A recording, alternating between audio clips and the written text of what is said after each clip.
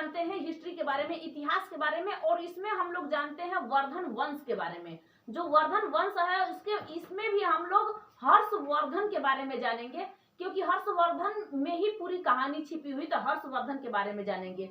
तो वर्धन वंश हम लोग इसी के बारे में समझते हैं। देखिए क्या है, पहले हम लोग देखते हैं कि गुप्त वंश का जो पतन हुआ था, मतलब गुप्त वंश का जो पतन हुआ था उसके बाद आया था वर्धन वंश।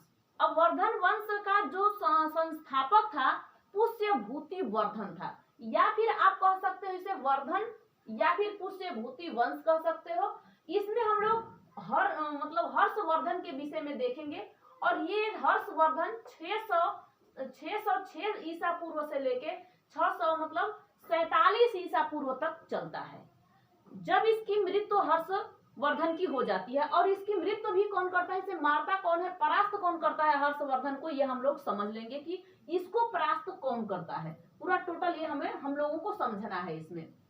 अब जो हर्षवर्धन मतलब वर्धन वंश का जो संस्थापक था उसे हम कहते थे पुष्यभूति वर्धन, या फिर हम इसे वंश भी कह सकते हैं।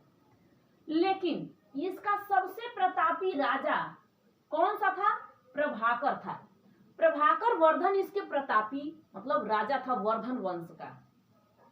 इसकी पत्नी थी यशोमती सती थी, और इसके पिता का नाम था आदित्य वर्धन। यहां तक तो आप लोग को समझ में आया होगा, पिछले वीडियो में आप लोग को बता चुकी थी यहां तक। इसके 3 बच्चे थे, और उनमें 2 बेटा और 1 बेटी थी, तो यानी 3 के 3 थे। सबसे छोटा था हर्षवर्धन। तो हम पूरी कहानी हर्षवर्धन के ही विषय में जानते हैं। और इसमें कोई प्रतापी था, ये भी लड़ा था। जब हुंड आए थे तो ये भी लड़ा था उन सबों से। लेकिन उससे पहले गुप्त वंश का स्कंद थे, स्कंद गुप्त ने लड़ाई करके हुंडों को मार के भगा दिया था। लेकिन क्या हुंड पूरे तरीके से चले गए थे, नहीं गए थे। तभी भी यह प्रभाकर वर्धन भी लड़ाई किया था उस समय। तो अपना वंश, अब मान लीजिए कि जैसे ही मगध महाजनपद जो था, एक सबसे बड़ा मगध महाजनपद था, 16 महाजनपदों को पहले इकट्ठा बटोर लिया। एक जितने भी राजा है, चाहे बिंबिसार हो, अजातशत्रु हो, उदयीन हो, नाग दशक हो, शिशुनाग वंश हो, कालाकोश हो, मतलब ऐसा कौन सा जो आया था, महापद्मनंद आया था, इसका धनानंद बेटा आया था, ये चंद्रगुप्त मौर्य आया था, जितने भी आए थे राजा, ये सब के सब एक मगध को अखंड भारत बना दिए थे। पूरे जगह पे अपना राज कर दिए थे। चाहे अफगानिस्तान हो, पाकिस्तान हो, कोई सा ऐसा जगह नहीं है कि पूरा पश्चिम उत्तर दक्षिण इनका अपना अधिकार नहीं था इस समय में, चंद्रगुप्त मौर्य के समय में। लेकिन जैसे ही सातवाहन तक हम लोगों ने देखा, ये आपस में बिखरता गया है। चंद्रगुप्त मौर्य के समय था, अशोक के समय था, लेकिन अशोक जब कलिंग पे आक्रमण करता है, कलिंग यानी उड़ीसा में आक्रमण करता है, उसके बाद कोई ऐसा रह ही नहीं जाता है कि जो इस राज्य को संभाल सके। और अशोक क्या करता है, अशोक जो सम्राट अशोक है, अशोक क्या करता है कि वो तुरंत अपना हट जाता है, कहता बौद्ध वो धर्म को अपना लेता है, यानी बौद्ध भिक्षुक वाला काम करने लगता है, वो अपना लेता है बौद्ध धर्म को, और वहां तक वो अपनी कहानी खत्म कर देता है। धीरे धीरे अखंड भारत से टूट के हर एक जगहों पे छोटे छोटे राजा अपना राज करने लगे। इसी में आ गया कुषाण वंश का कनिष्क आ गया, और कनिष्क के जाते ही गुप्त वंश आ गया। गुप्त वंश में हर जगह से लोग अपना अपना राज करने लगे थे। फिर उसके बाद में ऐसा कोई राजा नहीं आया जो इसको संभाल सके, पूरा इकट्ठा फिर बटोर के कर सके। जिस तरीके से मगध महाजनपद में सबको अखंड भारत बना दिया गया था। और चंद्रगुप्त मौर्य के समय बहुत बड़ा, जो चंद्रगुप्त मौर्य के जो गुरु थे, ये थे चाणक्य जो थे, इनकी नाम चाणक्य था ये, तो इनको कौटिल्य भी कहा जाता है। तो ये बहुत कूटनीति राजनीति इनके अंदर समाई हुई थी। ये समझते थे कि आप कहाँ पे क्या चीज कर देना है, कहाँ पे क्या चीज नहीं करना है। आज भी आपको ये पता होना चाहिए कि हम जिस पढ़ाई को कर रहे हैं तो हम क्यों कर रहे हैं, आगे चल के हमें करना क्या है। इसी तरीके से चंद्रगुप्त मौर्य को सारे 12 साल के चंद्रगुप्त मौर्य थे, और अपने साथ लेके तक्षशिला चले गए, क्योंकि चाणक्य तक्षशिला में अध्यापक का काम करते थे। उन्हें विष्णुगुप्त भी कहा जाता है, मतलब विष्णु भी कहा जाता है, विष्णुगुप्त। तो उनको एक अलग सा शिक्षा ऐसा दे दिए कि किस तरीके से धनानंद को मारना है, नंद वंश को खत्म करना है और मौर्य वंश का स्थापना कर देना है। लेकिन यहीं पे हम लोग देखने लगते हैं कि ये आ जाता है वर्धन वंश। वर्धन वंश में हर्षवर्धन के विषय में। जो राजा बहुत ज्यादा मतलब कि लड़ाई करता है उसी का नाम लिया था। वैसे तो बहुत सारे आए, अब हर्षवर्धन के बाद क्या इस उत्तर भारत में कोई ऐसा राजा आया था? उसके बाद आएगा, मतलब 200 साल के बाद ऐसा आएगा राजा जो इस पे राज्य करेगा। फिर हम लोग तो दक्षिण भारत में भी देखेंगे कि दक्षिण भारत में क्या क्या हुआ था, जिसमें हर्षवर्धन ने दक्षिण भारत का एक राजा था उसने मार दिया था, उसके बारे में भी देखना है। तो हम लोगों को यही समझना है क्या चीज, कि जब उनके 3 बच्चे थे जिसका नाम था प्रभाकर वर्धन का 3 बच्चे थे जिनका नाम था राज्यवर्धन, मतलब सबसे बड़ा बेटा था राज्यवर्धन। उसके बाद बेटी थी राजश्री, यानी ये इसकी बेटी थी, किसकी? प्रभाकर वर्धन की बेटी थी। और हर्षवर्धन सबसे छोटा उनका बेटा था। यानी कि जिस समय इस लड़की की विवाह होता है, राजश्री का विवाह होता है, उस समय हर्षवर्धन बहुत छोटे थे और ये इनका विवाह मौखरी नरेश ग्रह वर्मन से हो जाता है। अब ये पूछेगा अगर आपसे कि जो हर्षवर्धन थे, मतलब प्रभाकर थे, ये कहाँ के थे? तो यहाँ हरियाणा में धनेश्वर है। हरियाणा में क्या है? धनेश्वर। धनेश्वर इनकी राजधानी थी और यहीं पे ये लोग रहते थे, धनेश्वर में। तो यहाँ पे प्रभाकर थे और प्रभाकर के सबसे बड़े बेटे का नाम था राज्यवर्धन। राज्यवर्धन, ठीक है। इन्होंने अपने बहन का शादी, यानी कि प्रभाकर ने अपने बेटी का शादी कर दिया था ग्रह वर्मन से। अब ग्रह वर्मन कहाँ का था? कन्नौज का था। ये कन्नौज रहा। तो कन्नौज में इसकी शादी किससे कर देता है? ग्रह वर्मन से। वर्मन नाम है, उसका नाम वर्धन है, वर्धन वंश का था, वर्धन है, लेकिन यह है ग्रह वर्मन। और ग्रह वर्मन की बहुत तेजी से लड़ाई छिड़ती है किससे? नीचे आता है यहीं पे मालवा। मालवा का राजा था, मालवा के राजा का नाम था देवगुप्त। देवगुप्त, ये भी गुप्त वंश, मालवा का राजा देवगुप्त है। और मालवा के विषय में आप लोग को पढ़ा चुकी हूँ कि यहाँ का एक मालवा का राजा था जिन्हें सब शासकों को मार के भगा दिया था। तो ये मालवा का राजा देवगुप्त था, इसने मार दिया किसको? इस ग्रहवर्धन को मार देता है, यहीं पे इसको खत्म कर देता है। ये चीज देखता है इसका नाम क्या था? राजश्री का मतलब भाई था जो राजवर्धन था, वो देखता है कि हमारे बहन के मतलब आदमी को मार देता है, उसके जीजा ही जी लगे या उसको मार दिया। ये राज्यवर्धन आया और इसको मार दिया, देवगुप्त को मार देता है, यानी कि इसको परास्त कर देता है, मार देता है। लेकिन यहाँ का एक राजा है बंगाल का, और बंगाल का राजा का नाम शशांक है। क्या है? शशांक। ये सारे खेल हो रहा है, लेकिन अभी हर्षवर्धन छोटे से हैं। हर्षवर्धन बड़े नहीं, हर्षवर्धन छोटे से हैं। और ये क्या करते हैं कि अब ये 16 साल के, जैसे ही इनको पता चलता है कि शशांक मार देता है राज्यवर्धन को, क्योंकि ये इससे दोस्ती करता है, किससे? राज्यवर्धन से दोस्ती करता है। कौन सा? शशांक। ये गौड़ वंश का संस्थापक शशांक था और ये बंगाल का राजा था। अब ये मार देता है डायरेक्ट किसको? राज्यवर्धन को। देखता है कि धीरे धीरे मिलाप करता है, हम मिलेंगे तो इसका राज्य हम हथिया लेंगे, लेकिन इसका भाई तो था ही, कौन सा? हर्षवर्धन था। और हर्षवर्धन ने जैसे ही देखा कि हमारे भाई को इसने मार दिया और हमारी बहन को भी अपने कब्जे में ले लिए सब, तब यहाँ से निकला।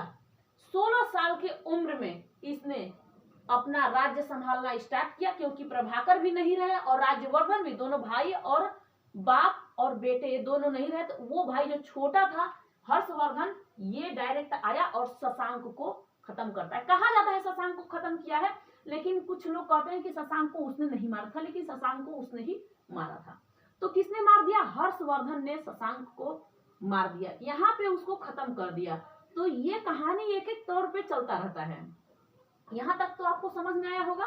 तो इसकी राजधानी क्या थी?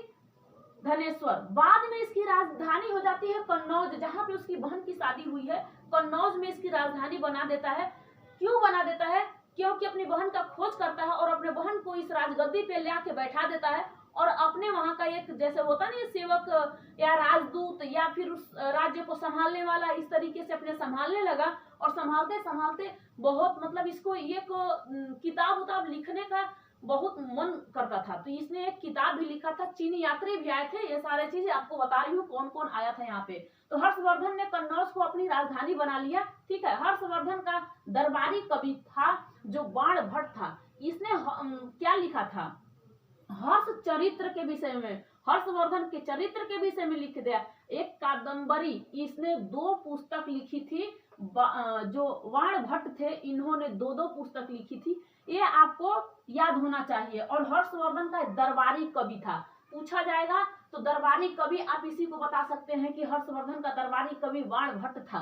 हर्षवर्धन भी बहुत साहित्यकार था, वो साहित्यकार में एक सम्राट था और उसने भी अपना अपना एक एक चीज लिखना स्टार्ट कर दिया था। तो उसने एक प्रियदर्शिका, रत्नावली और नागानंद की रचना की, उसे साहित्यकार सम्राट भी कहा जाता है। ये 3 पुस्तक उसने लिख दी, प्रियदर्शिनी, रत्नावली और नागानंद की, ये 3 पुस्तकें लिख दिया। ठीक है। हर्षवर्धन के शासन काल में कौन आया था? हेनसोंग आया था, ये चीन का विद्वान था और आया था यहाँ पे। ये तो पढ़ने आया, लेकिन पढ़ने के बाद यहीं पे एक टीचर बन जाता है और इसे कहा जाता है यात्रियों का राजकुमार, कि इसने आया तो कुछ न कुछ किया और अच्छा काम ही किया था। ठीक है। इस तरीके से इसको जो हर्षवर्धन थे, मतलब कि मान लिए थे कि ये हमारा एक ब्राह्मण जाति तो कुछ भी उसका कहीं का भी हो, लेकिन उसे विद्वान था तो उसे विद्वान ही मान लिए थे। कौन? हर्षवर्धन ने मान लिए थे किसको? हेनसोंग को। ये चीन का विद्वान आया हुआ था। हेनसोंग को यात्रियों का क्या राजकुमार भी कहा जाता है।